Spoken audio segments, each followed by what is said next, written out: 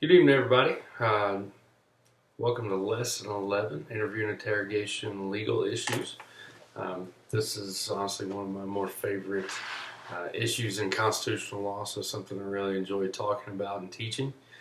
Not sure if you feel the same way, but I am a criminal justice nerd, so this is kind of one of those things that is right in my wheelhouse, and cool enough for me is I was able to get a lot of work with Miranda rights and really any of the other legal issues that go into interview and interrogation.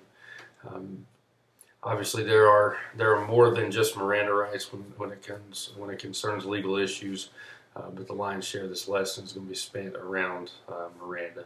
If you understand Miranda, then you're probably not going to get in a whole lot of trouble in an interrogation room as far as stepping on somebody's rights. So, obviously, as a law enforcement officer, upholding the Constitution is something you swore that you would do, and so we take that oath very seriously.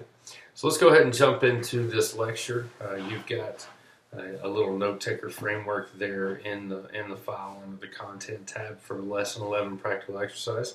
I suggest you use that and help you organize everything we're about to go through.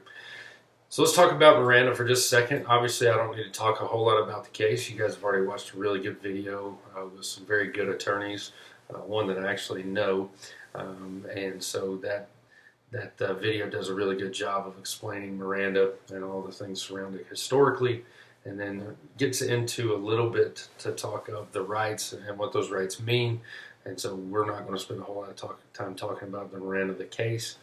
Where we're going to talk more about its application to a law enforcement officer, especially as it's concerned to an investigator who's taking somebody into an interrogation room. So the case, obviously, Mr. Miranda was busted. Very strong case against him, as evidenced by the fact that he was convicted even after they threw the interrogation and the subsequent confession out. And so that case was it's been very popularized in culture here in the United States, and the case itself is going to be one that stands the test of time. I don't think there'll ever be a time where we overturn Miranda v. Arizona. I don't really see the sense in challenging it from a law enforcement perspective in the first place. So the case in and of itself, they take him into the interrogation room. They gain a confession. He is obviously not free to go at the time. He is under arrest. And the Supreme Court ruled that this is such a heavy, weighty situation where the odds are stacked so heavily in law enforcement's favor that in order to level out the playing field, Mr. Miranda should have been advised that you do not have to answer questions. You don't. If you want an attorney, you could have one. And so that's pretty much the big part of the case. The effect is that it makes law enforcement really start to deal with these issues and not figure out ways around it. You're not going to get around it, but figure out ways, honestly, right through the middle of it. So how are we going to make sure that these folks are advised of their rights, but not really turn our case and this high stakes interrogation up on its head? And so law enforcement went to work figuring out how to do these things. Consulting with psychologists. How do we deliver these the best way possible, and really just going down the line and figuring out ways to check these boxes in order to get to the interrogation without really putting yourself on the defensive as an interrogator. Second thing I want to talk about is really the meat and potatoes of this lecture. It's a Miranda algebraic equation, as I like to put it. No, we're not getting ready to do algebra. That's a good thing for all of us. I'm not very good at advanced math either, but this little equation is something that will always keep you on the right side of the law. If you've not met the requirements set forth in this equation, then you don't have to Mirandize. A lot of times law enforcement over Mirandize. I've done it. I don't really see the problem with it per se, but really if you don't have to jump through the hoop and it's a barrier that you don't have to try to get through to get a confession, then why do it? And so there's times that I've done it, didn't need to, just kind of felt like it was the right thing to do, so I went with my gut in those situations, even though I knew I didn't need to do it. And there's other times where I conducted interrogations and did not advise and never felt the need to. And so this is just going to help you figure out where you stand legally. If you ever have any questions and you're getting ready to go to an interrogation room as a detective, you need to call your prosecutor. Don't put this thing to chance, and you're not the expert by any stretch of the imagination. You may be the expert up to a certain extent as far as the application, but then there's going to be things that start to pop up, little issues here and there, where you need to speak to an attorney. And so, as I've said in lectures before, always have a good prosecutor on speed dial that'll answer the phone all hours of the day and the night. Somebody that you trust, somebody that'll take your cases after they give you this type of advice. So the algebraic equation I want to talk about is custody plus interrogation equals Miranda. Okay, so if you have what is called a custodial interrogation, you must Mirandize. Okay, so custody plus interrogation equals Miranda. Pretty simple equation. So let's talk about the definition of custody. I like to put this as simple as I know. I'm just a good old country boy in so many ways. When I start thinking about custody, the question becomes is who's going to feed this person their next meal? If they're going to feed themselves, then they're going to be free to go when this is all said and done. They're not in custody. They may be detained and they're not free to go right now. But if they're not under arrest and you don't really know that I'm getting ready to arrest you, then they're not in custody. Okay? But if the jail is going to feed them their next meal, or you are going to have to feed them if they stay here for a long time, as in they're going to be here for 4 or 5 hours, then I'm taking them to jail, then you have somebody that's in custody. Okay? Obviously, custody can be tricky. A lot of times I've detained people. They looked like they were being arrested. They were handcuffed in the back of a vehicle. They were patted down. They weren't fully searched, but they were patted down for my safety and for theirs. And so somebody driving by back, wow, the person just got arrested. No, they're not arrested. They're being detained. Detention is not custody. If you are just detained, okay, within the next 15 to 20 minutes, maybe even 30, whatever's reasonable, that person's going to be free to go. They can go to Burger King and get whatever they want. That's their next meal is not my issue, okay?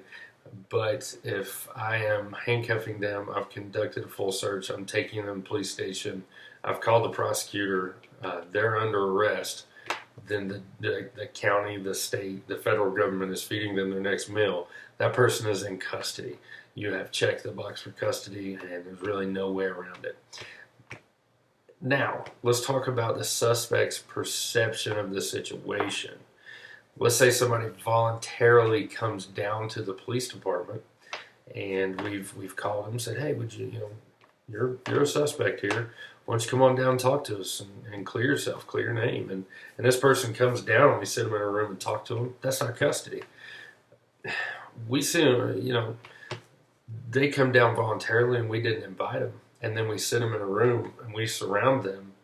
And they start getting up and be like, whoa, where are you going? Why are you leaving? Oh, well, why? I'll stay and talk to you. I'll stay here. Gosh, you're starting to tread on thin ice. The suspect's perception of the situation is important. And you've got to be weighing that as well, because the courts may look at that. What I will tell you is if you start to get to this point where you're like, you're probably getting locked up after this, go ahead and consider this person in custody.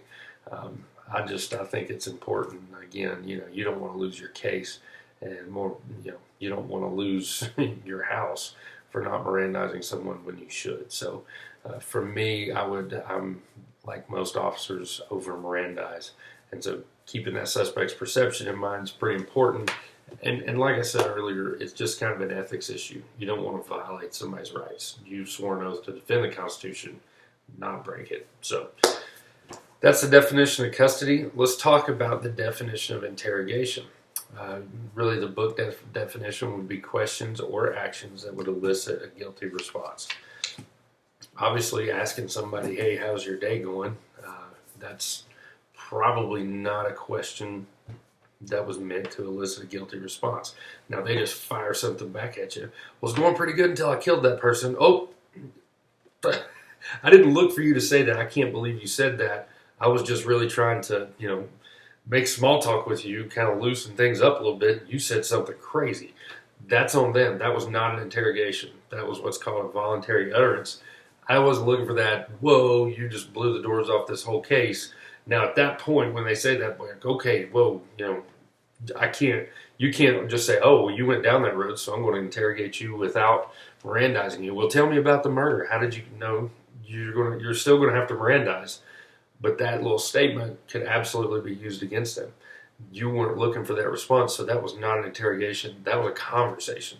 Okay, so those voluntary utterances, can get a little tricky, but for the most part, if you're doing what you're supposed to be doing, you can defend in court why what they said was not an interrogation, because I wasn't asking questions to try to get a guilty response.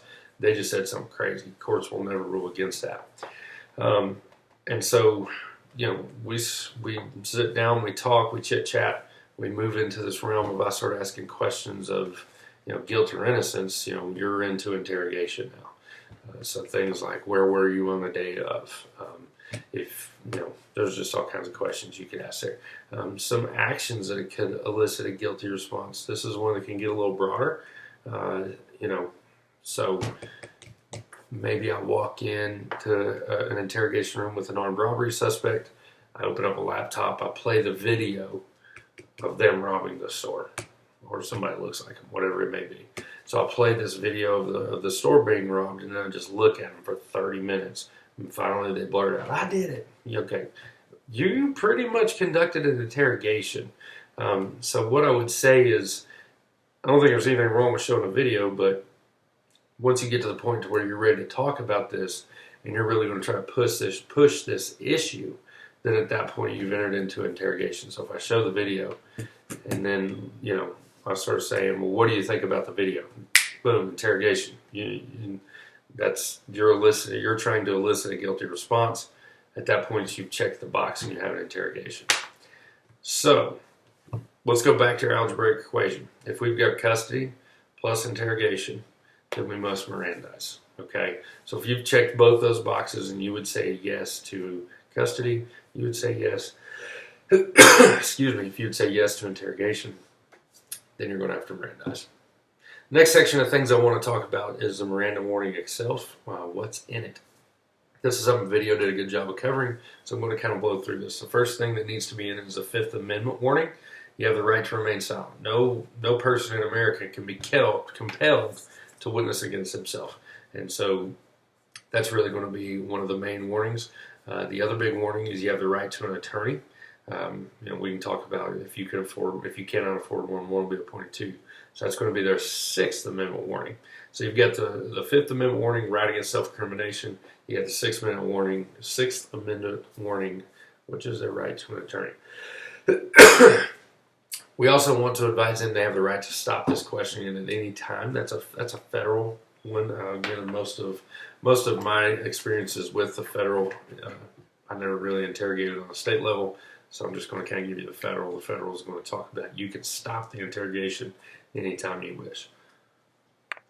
The last thing you want to figure out is, do they understand their rights? And we'll talk about this application here in just a second. This can get a little tricky, but it's very important that we make sure this person understands before we keep on moving. And a lot of that depends on the suspect and how you view them and your perception of them as to whether or not they understand. So that's really what's in the warning itself. I'm pretty sure 99% of America, if I stop them and say, "Hey, what are your Miranda rights?" they could probably fire that off right back at you. So, and again, each department and really each state can be very different, but you'll be given plenty of training once you arrive to your law enforcement agency as far as what's required in the state. So let's talk about the application of Miranda for investigators. Big thing, have a plan. Don't go into this just saying, "Well, I'm just going to throw this out there." Yeah, just like anything else in an interrogation room, you need to have a plan of how to administer this. I will say that most folks know that if they're arrested and then sat in a chair, that's probably the next thing coming. Don't do the TV thing of as soon as you put them in cuffs, you start reading this thing off, because that's not going to work. They could very easily say, "Gosh, they were running me out of this house where I just found a dead body." when they're yelling their rights, I had no idea what they were talking about. I was just like, what? Okay, yeah, whatever. They could say they didn't hear you, they didn't understand you. So we want to administer the Miranda warning. We want to have a plan to do that.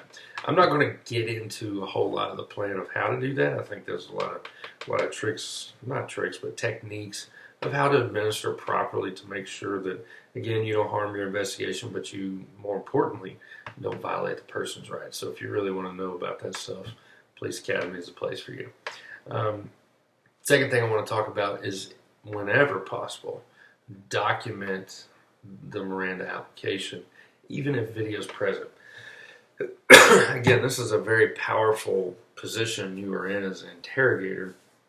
And so anybody could say that, yeah, I said I understood, but I was terrified. I didn't get this. And so now it's a he said versus she said. However, if I take a piece of paper that has a Miranda warning written down on it, okay, and it's very clearly spelled out, and it's so easy a fifth grader could understand it, and you signed at the bottom, there's no he said, she said, we're done.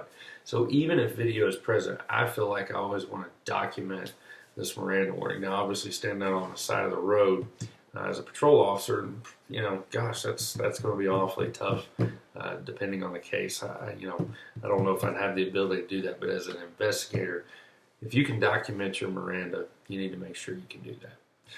Let's talk about Miranda applications for suspects. How is it they invoke their Miranda rights?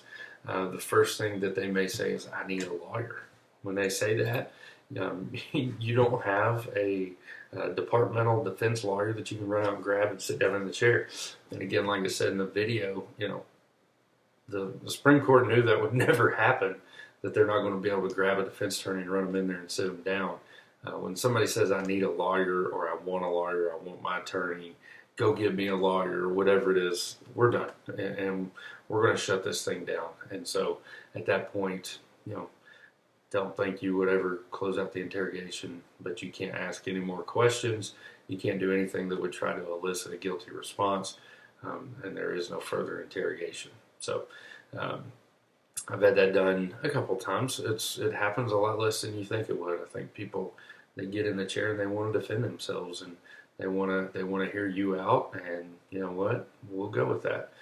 Last I read, it was something like over 80% of American suspects waive their rights to an attorney and to remain silent. So it's just one of those things. I don't know if it's people think they're smarter than the police or whatever it is. I think it's more of, I want you to hear my side, and they think they can talk themselves into innocence, and maybe they can. So that's just their decision that they have to make. And on that point, if anybody ever says, do I need a lawyer? That's a tricky situation. I've got ways that I like to answer that question, but that is a question that pops up a lot. You need to make sure you have a prepared response to that, because it's, again, they're kind of turning the interrogation back on you, and that's never, you don't want to be in that situation. That's not a good spot to be as an interrogator. You need to be prepared for if they ask you that, do I need a lawyer? The next thing would be the silent treatment. They just sit there, and they're just quiet. And very awkward. I've had that happen a couple of times. Literally, I interrogated a guy one time for 2 to 3 hours, and he cried, he laughed, but he never said anything. And so that is their right to sit there silently. Does that mean that you have to leave the room? In my opinion, no. Some states may be different. Some departments may be different, where we could look like, we're getting kind of nasty just keeping this person in a chair and beating them down, or whatever it may be. My interrogation methods could never be considered beatdowns, psychologically, that is. Obviously, there's no physical contact in the interrogation room, but silent treatment is very effective for a suspect. They may just want to give you that silent treatment, that right to remain silent. I just want to hear what you get to say. How much evidence can I get you to spew? That way I can go ahead and start formulating my defense. When I do get my lawyer, I can tell you, hey, here's everything they told me in the interrogation room. Whatever, more power to you, doesn't bother me. You're going to see all the evidence through discovery anyways. So if you want to give me a silent treatment, go for it. Now, what can get interesting is if when you apply the Miranda to them, say you have a custodial interrogation, You Mirandize the person, as in you read this to them and you slide the form across and you say, do you understand their rights? And they don't say anything and they don't sign the form. You know, it just depends. If the person has a high school degree, we can assume they understand English. We can assume that they can read fifth grade English. We can assume that they understand what I just said to them. You know what? I'm going to go with the interrogation. If I've read that, you've sat there, you didn't physically tell me to, you know, you didn't do anything like this or something like this. I mean, you know, if they don't do anything, they just sit there. They heard it. They've been advised. Just because they sign a Miranda warning doesn't admit any type of guilt or anything like that. I don't need them to sign them. I don't need to say yes. So if I say, do you understand? And they just sit there, that's kind of on them. I'm depending on the situation. If you have someone that's mentally handicapped or something like that, you're treading on thin ice. But if we're talking, this is a person with a normal understanding of the English language, and they've listened to me say this. I said it in a normal tone of voice, in a normal room with no outside noise, and I know they heard it, and they just sat there. Okay, well, now you get to listen to me talk for a little bit. That's okay. I don't think there's anything wrong with that. They may say, "Yeah, I understand them, but I don't sign any forms." Okay, that's fine. I'm just going to sign that I administered it.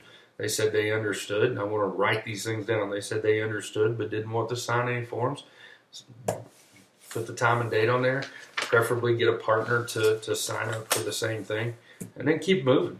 We're good. You don't have to sign the form. And you know, the form's just kind of a leveling tool. Once again, they can say later on, "Well, I didn't understand my rights," but we're sitting there. You told me you understood them, and you said you weren't signing the form. And see, I even took notes right here, and my partner saw it too. So, what is it you're saying again? That's never going to work. The last one would be, I don't want to be questioned anymore. Leave me alone. I don't want to hear anything else you've got to say. Yeah, obviously. Okay, sounds good. We can leave.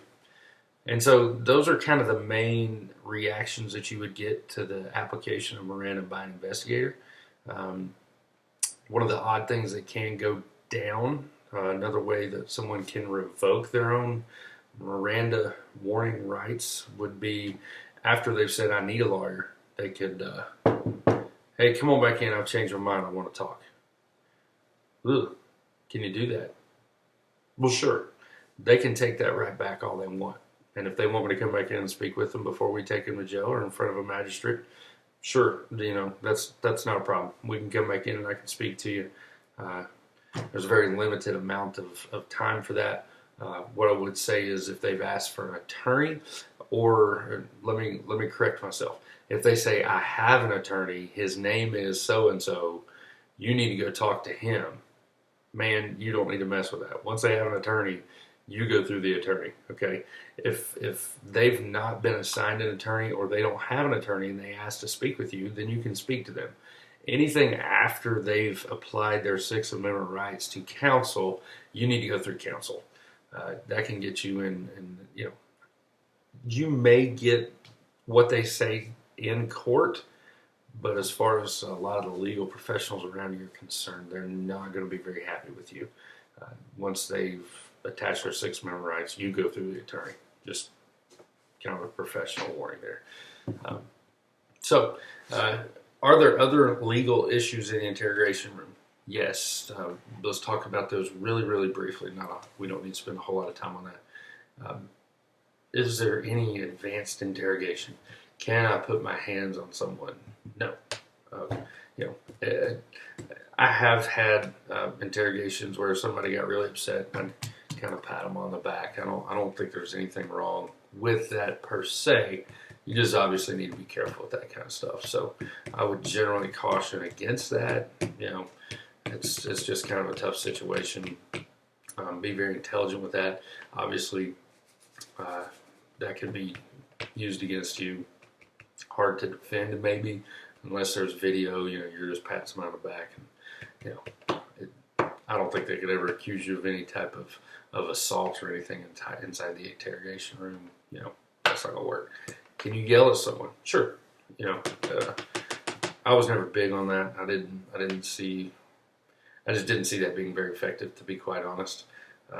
Did I raise my voice a little bit at times? Sure, there are times during the interrogation where you can kind of do that, but what I would say is generally raising, screaming, yelling, even profanity, just really more works against you in American society than it does help you. So those things are legal, but I would caution against them. Not very professional in a lot of ways, and again, proven to be counterproductive in my opinion. Do they have the right to make a phone call from the interrogation room? No. But man, that can be pretty sick and useful. So I always let them, yeah, go ahead and call whoever you want and see what comes out of that. Yeah, we'll give you some privacy. Of course, they're really not entering a government facility, so there's really no expectation of privacy. So those are just some kind of legal concerns other than your Fifth and Sixth Amendment rights inside the interrogation room.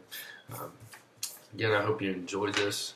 I really like talking about this stuff. I think it's interesting as all get out. I love when our Constitution really comes to bear on everyday police activities, when we see these things being acted out.